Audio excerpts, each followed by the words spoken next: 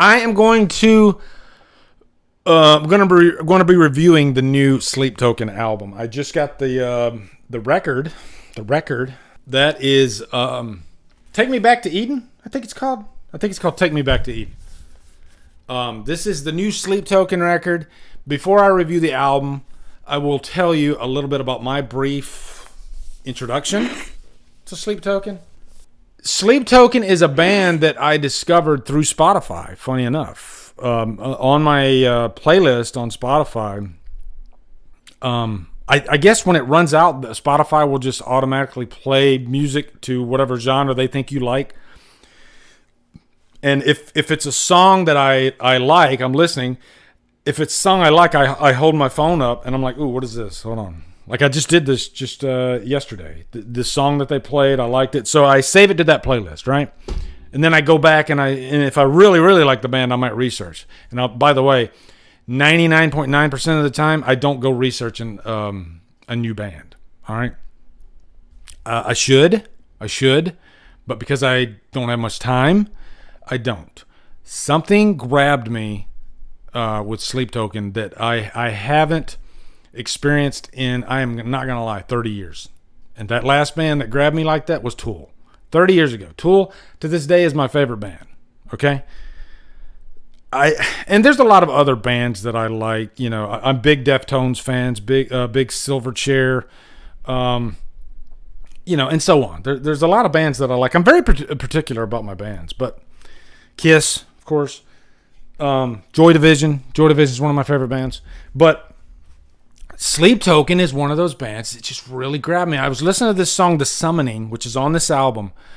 By the way, when they released this song, The Summoning, the fucking internet blew up. Okay? TikTok made this band massive.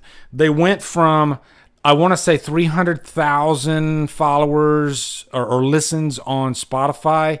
And as soon as they released The Summoning, that track, they jumped up to like 1.5 million overnight. It was insane. And ever since then, they've dropped like 4 or 5 tracks. But The Summoning, and it's no joke, this isn't a gimmick. The Summoning is such a, dare I say, groundbreaking track. I mean, it's unique. It's unlike anything that I've heard in years.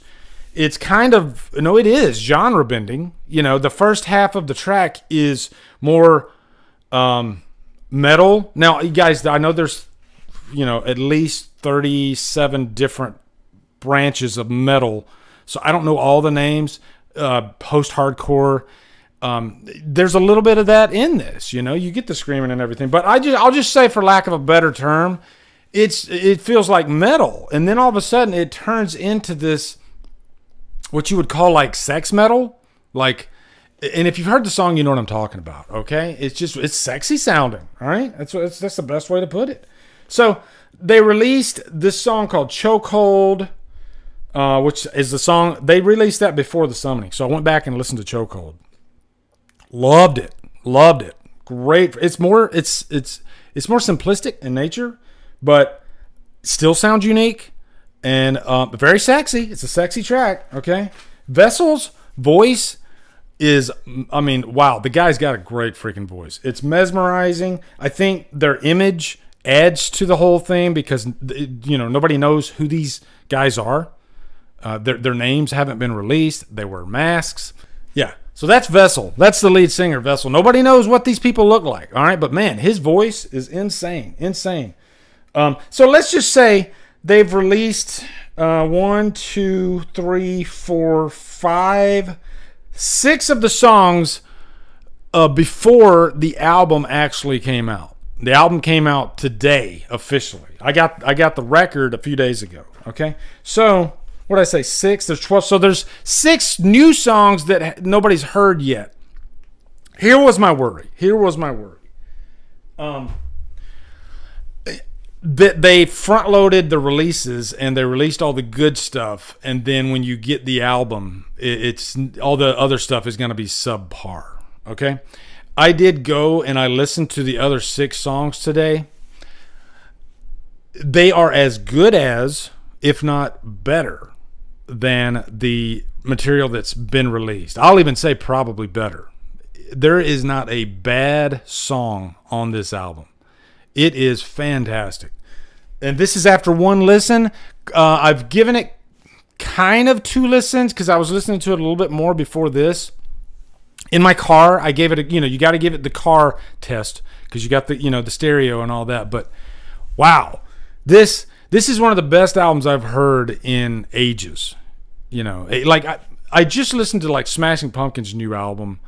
Well, I got to correct myself. I listened to the first song and I was like, okay, I'm done. And Smashing Pumpkins is one of my favorite freaking bands. That's one band that I forgot to mention. Freaking Siamese Dream, Gish, Melancholy. Those 3 albums are essential 90s rock albums. Fantastic. Billy Corgan, musical genius. The stuff he's been putting out lately, my opinion, not that great. You might have 1 or 2 songs that kind of stick out, but for the most part, I think he's ran out of steam. All right, that's just my opinion. So I listened to Smashing Pumpkins, the first song on their new album, and I'm like, okay, that's all I need to hear. I'm done. This album by Sleep Token, and by the way, they have 2 albums out. I think 2 albums before this, Sundowning, and you guys might know what's the other album called. I can't remember. I've listened to almost every track on both those albums. Really good. This album is even like miles better than those 2 albums. The production is bigger. The songs are better, better produced. Just wow. This album is fantastic. So I've talked about The Summoning. I've talked about Chokehold. I'll say this: the tracks that really stick out on this album are Ascensionism. And I think if you want to know what Sleep Token's all about, listen to that track, Ascensionism, because I would say there's 3 different genres, or just 3 different musical emotions in that track, because it starts off with a light piano, just piano, Vessel's voice. Then it turns into this almost poppy sounding middle section. This isn't, for the most part, a verse, chorus, bridge, chorus, out type of band.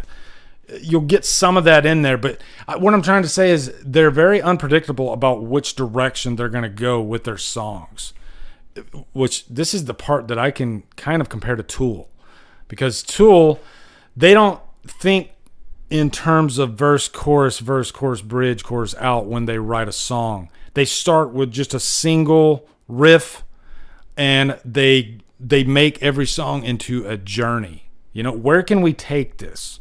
How far can we push this? Where can it go? Most bands don't really do that, I don't think. At least the ones I like. And even the bands I love, like, say, Deftones, are a little bit more simplistic in their nature, and that's fine because it works. Deftones has some of the freaking sexiest, greatest freaking songs ever written, Chino is a lyrical genius, a vocal master. Just like, I'll already say that, like Vessel, wow. The guy's amazing. So I'd say Ascensionism is great because of, those 2 aspects. And then the third part of that song turns into more metal, right? All these tracks, they just really surprise you, keep you on your toes. My phone is ringing. And you never know where it's going to go. That's what's great about this album. So now there's this other track I want to talk about is Are You Really Okay? This track surprised me the most. And if you had to pick a track that, top 40 hit right there, that track right there, I could hear it on the radio. It could be a massive hit. That's the track. And I'd say it's probably the most accessible track on the record too. But that doesn't take anything away from the track's genius. It almost sounds, the guitar at the beginning has a little bit of a southern twang, if that makes sense. And the message of the song is really somber and kind of sad at times. Like I was reading through the comments on YouTube, and some of the people were saying that's the track where you're going to be crying by the end of it. So I think do you wish that you loved me? It's DYWTYLM. That's the name. That's the name of the track. that is a very unique sounding track. You know, I wish I could play some of this stuff for you guys, but every time I try to play Sleep Token, the stream gets taken down. This will be for me the album to beat this year. I mean, I know I'm a little biased because I'm just so into this band right now, but yeah, Take Me Back to Eden. Wow, this is a freaking. I don't like using the word masterpiece, especially when I just heard the album, but yeah, man, it's such a great album. And you know, when I was telling you all my different musical influences, bands that I like, you can tell that I'm a pretty versatile music lover. You know, I love pop, you know, like Prince. Prince is one of my favorite artists. I love Michael Jackson. I love my metal. But to be like the cream of the crop, to really rise above everything when you get in, like, say, my top 5, I don't know if Sleep Token's in my top 5. They might be, but they're damn close. Like, this album is on Spotify right now. You can listen to the whole thing. Take Me Back to Eden. It's an experience. The whole album is an experience. You're gonna get so many different emotions. It's a musical journey throughout, and man, I love this album so much. And I fully expected to come on here and say they released all the good songs. The rest of the albums, it's okay. But no, it's so good, so good. So yeah, that's my review of Sleep Token's new album. What's up, guys? You are at the end of the DD Live clip. What I do is I like to clip these out if I think the topic is important or something that's newsworthy. So thank you for watching, and if you want to watch more, you can go over here, you can go over here, click on one of those, and hopefully I can do this for 20 seconds, which I think I did. Okay, so yeah, thanks for watching, guys.